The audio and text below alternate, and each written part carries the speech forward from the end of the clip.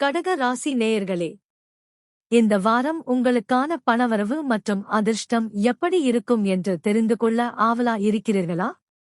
இந்த வாரம் ஆரம்பத்தில் சந்திரன் விருச்சிகத்தில் இருப்பதால் அது உங்கள் ராசிக்கு 5ஆம் இடத்தில் பயணிக்கிறது.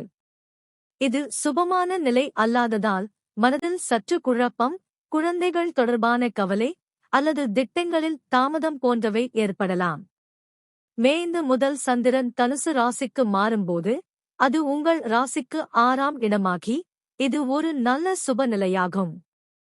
எதிரிகளை வெல்லும் திறன், வேலை தொடர்பான முன்னேற்றம் மற்றும் உடல்நலம் மேம்படும் வாய்ப்பு உள்ளது.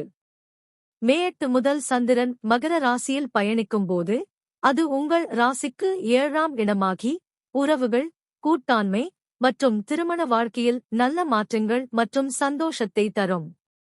சூரியன் மற்றும் புதன் மேஷத்தில் இருப்பதால் அது உங்கள் ராசிக்கு 10ஆம் இடமாகி தொழில், பதவி மற்றும் வேலை முன்னேற்றத்தில் நல்ல பலன்களை தரும். உங்கள் முயற்சிக்கு ரெகக்னிஷன் கிடைக்கும் வாய்ப்பு உள்ளது. குரு மிதுனத்தில் இருப்பதால் அது உங்கள் ராசிக்கு 12ஆம் இடம். இது அசுப நிலையாக இருப்பதால் செலவுகள் அதிகரிக்கலாம் மற்றும் சில நேரங்களில் மன அழுத்தம் ஏற்படலாம். சுக்கிரன் ரிஷபத்தில் இருப்பதால் அது உங்கள் ராசிக்கு 11ஆம் இடமாகி லாபம், நன்மை மற்றும் நண்பர்கள் மூலம் உதவி கிடைக்கும் சுப பலன்களை தரும். சனி மீனத்தில் இருப்பதால் அது உங்கள் ராசிக்கு 9ஆம் இடம். இது கலவை பலன். அதிர்ஷ்டம் இருக்கும், ஆனால் முயற்சி அவசியம்.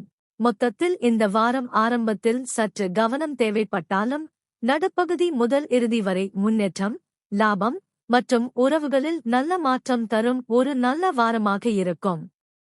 உங்களுடைய சுய ஜாதக கேள்விகள் இருந்தால் கமெண்ட்ல கேளுங்க. உங்கள் பிறந்த நியதி, பிறந்த நேரம், பிறந்த இடம், உங்கள் கேள்வி மற்றும் உங்கள் இமெயில் ஐடி ஆகியவற்றை கமெண்ட்ல சொல்லுங்க.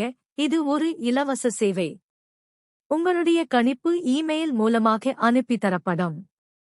இந்த வரப்பலன் உங்களுக்கு நல்ல பலன்களை தரட்டும் என்று யாம் எல்லாம் வல்ல இறைவனை மனமாற வேண்டுகிறோம்.